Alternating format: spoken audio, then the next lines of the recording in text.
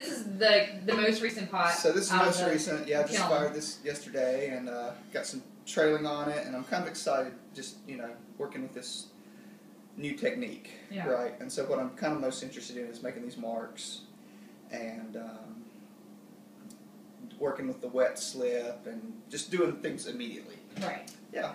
It seems like a nice marriage between kind of the pots you're doing with even with the animals, all the low fire stuff, and with your older salt fired work. Yeah. It's kind of a nice combination and yeah. resolution, I think, of those two bodies of work. Yeah, I think so. I mean, this is seems more like my salt glaze work because it's immediate. Right. And I'm not spending a lot of labor-intensive time on it. Right. The mark making's very loose and different. Yeah. I like this triple line you're doing. Yeah, me too. You made a special tool for that? I did, yeah. I made a special slip trailer. So I'm going to be doing more of that. Yeah, so that's cool. So this is new. I've got a couple little plates here, just doing some dots. Yeah, I like this mark with you've got the little halo of the lighter color with the dark slip. What are you doing to get that? I'm dropping this from up above and letting the slip fall down and like a raindrop. Okay. And fall. So just white is wet underneath when you're adding the the white's underneath and it's wet, and then the black slip falls and hits and sort of explodes.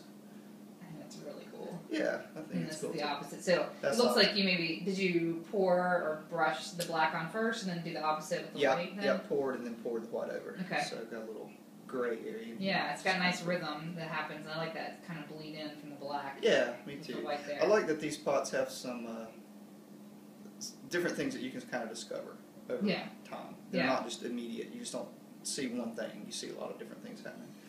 So yeah, they're pretty cool. And what interests me about these too is that it seems like the white is reacting slightly differently on the black than the black on the white. Yeah. You get more of that extra line around that dot. Whereas these almost, I know you dropped them from above. They almost look like like the finger. Right, finger dots marks or something. Yeah. So I like that it's the same technique, but it has slightly differing results, which is still very interesting. I think it is too. I think it's neat that they're different, and I think it has to do with the quality or the timing. I think a lot of this is about time. Yeah. Like the black is probably dried a little bit, and the white is still really wet, and so when I do this, it's wet on wet, and this is a little different. So it's kind of cool to think about the time aspect. Right. And the different marks it'll make. With just like 10 seconds can make a difference. So it's kind of neat just working with these materials and the time factor, because it's like you make the pot and then you put the slip on it, and then you've got a certain amount of time to kind of make something happen. Yeah. That's something you could definitely be very intentional about. If you're wanting to have a field of certain kind of mark, and then in another area that has something different. You can be very intentional about the timing of that. Yeah. It's been kind of neat, and just like on this, just like layering too, because the other work wasn't very layered. It was kind of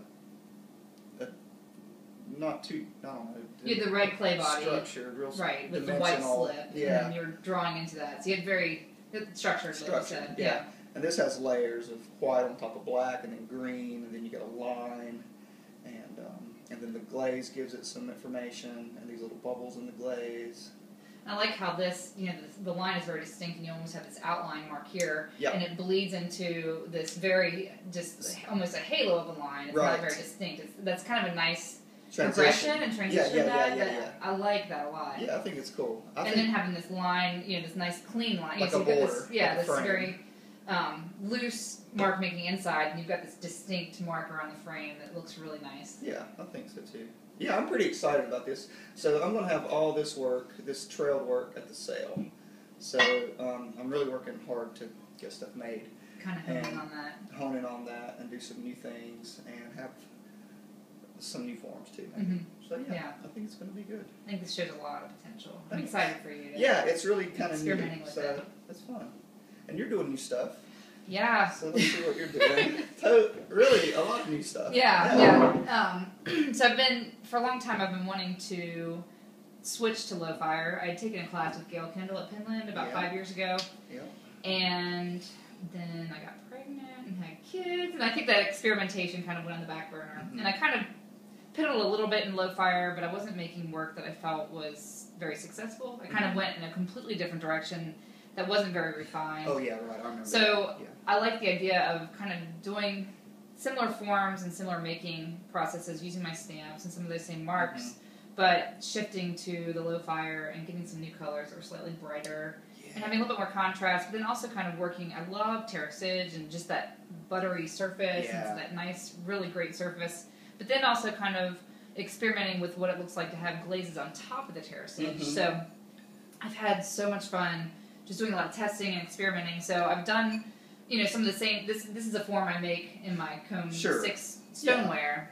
It's been exciting to kind of see the difference of what it looks like with this. At the low fire. And just, kind of using the clay body as a color in this, but also using the glaze on top of the terracage. Right. I really like the contrast with all these, and I love the softness of these glazes and the color, or the sig. Yeah. Thanks. Yeah. It took a while, the great thing about working with terracig and kind of the bad thing about it is the amount of colors you can have, the palette is just exponential. Yeah, right. I tested, I think, over 100 colors, and so kind of honing in on what palette you want to work with is awesome, but also very daunting. Trying to narrow it down, like, okay, this combination of colors works well together, and this one maybe doesn't work as well. So I look forward to kind of experimenting even more with that. Sure, yeah. And then not to mention the fact that the colors change once it clears on top. Right. So, like, is this blue the same as this blue? That is the same. So, yeah. And this yellow that's on the inside is the same as this yellow here. Oh, cool. So, a lot of times the glaze either deepens the color or it brightens it up, to like just more of a rich, saturated color, whereas these are a little bit more toned down. So it's fun to play with that contrast between the two surfaces. And I think also, and I know you found this to be true too, anytime you switch, I think, clays and finishing methods and surface methods, it leads to other new things. So, for instance, this is something completely different that I'm working on. So what are you doing with these? Well, first of all, I've become obsessed with chickens for some reason. Chickens? The chickens. Maybe it's because I eat eggs every morning for breakfast. Could be. I don't know. Maybe you need some chickens. Yeah, we were thinking about raising chickens, so I think it would drive the neighbors crazy. So. I do like this. Really, very subtle, sort of low relief. It is. Yeah. And for me, I think I do a lot of mark making with the stamps, which I like the very graphic mark that it makes. But I like the idea of imagery being on work, but I'm not very good at drawing and at doing 2D work. So I feel like this is a really great way for me to get some kind of image, but more in a graphic manner. Yeah. So for this, I've made, this is done on a mold, I've made a drape mold that I put this texture in. So this is actually a texture that's into the mold. And then I cut out these are paper cutouts, and I put that on the clay, and then drape this clay over the mold, and I kind of roll onto it, so this takes the impression of the mold, but where the paper is, it kind of blocks that. So it gives me that silhouette of the animal or whatever image I'm using on that. And I love this contrast. I love how the red clay shines through the terracig on that surface. I mean, it's the whole reason for using red clay. I think that's such a deep, rich surface. I think so too, I always like leaving a little, like in this border we're talking about, I always like seeing that clay. I think it's a really important part of this low fire process. Yeah. So I'm really excited about the potential of this and where this might go for me. I feel like this could expand into a lot of different mark making, whatever this background feel is. Yeah, so you could do different marks on the next mold and have a different pattern on it, or a combination of patterns. Right, exactly. Yeah. And just kind of figuring out what that looks like. I'll have a lot of molds then. I think that's cool though. Yeah, it's nice to have a vocabulary of that. Yeah, I just bought a 50-pound bag of plaster. I'm going to go home and make molds today myself. Yeah, I think it's kind of, I mean, you're more of a hand builder, or you have more experience with that than I do, but I'm interested in doing some of that too, so I'm looking forward to making some molds and, doing some different things too, but...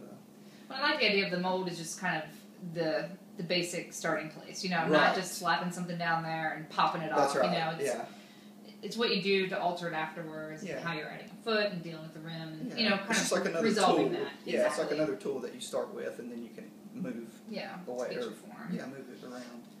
So speaking of chickens. Let's see these chickens here. So I've gotten into doing this other slumping process, and these are going to be some wall pieces. I love the idea of having something dimensional on the wall. I do too. And so I started making these rooster and chicken wall pieces. And this one's a candlestick holder. Yeah. Right. Here's another one. I feel like the base of this one's a little bit more resolved. they're kind of folksy and yeah, they're fun. But I think they're really cool. Really like them a lot, and they're definitely about play for me. And, yeah. You know where to put texture and stamps, and then also using that clear on there to kind of add some texture on top of the terracage. Yeah, these have a lot going on, and these a lot of this could pop off onto the pot. I mean, this information, what you're doing here, and vice versa. It's cool to see like how a lot of what we do is process. You know, I mean, I'm working with trailing slip and working with that material, and you're using a lot of stains and terracage and glaze and texture, and it's there's a lot happening here. It's not really evident. I mean, when you see what we do, it's like it really looks like one unit, and it looks just cohesive, and done. And then you think about each step along the way, and you break it all down, and it gets a little more complicated, which is really cool, I think. Well, I think it kind of goes back to what you were saying about discovery. Like each time you look at the piece, you're discovering more about it. So there's a lot of layers of information. And which I think is exciting. You know, it's always fun when you buy a piece of artwork, and each time you look at it or handle it, you're finding out something new. I think that's cool too. Yeah, I like to have that experience, and especially with pots, I think there's something we use a lot every day, and we would get tired of them if they just told their story right off the bat. Right. And it's fun to have things, and you're like, maybe if I was using this bowl, that I wouldn't have noticed when I first bought it, or when I used it initially, or whatever. So just different things that reveal themselves to us as we use things, which is cool. Yeah. It's a fun thing about being a potter, right? Yeah, good stuff. So we're working towards our sale, which is in April, the 27th. 27th and 28th. Yeah. So we're both going to have new work. I know. I'm excited. It's going to be cool. It's exciting to have basically a brand new body of work it is. for both of us. Yeah, totally. So yeah. So debut. Yeah, it's the debut, which I think will be fun for people to see it. Yeah. Cool. All right. Well, good Thanks, job. Ron. Yeah. All right.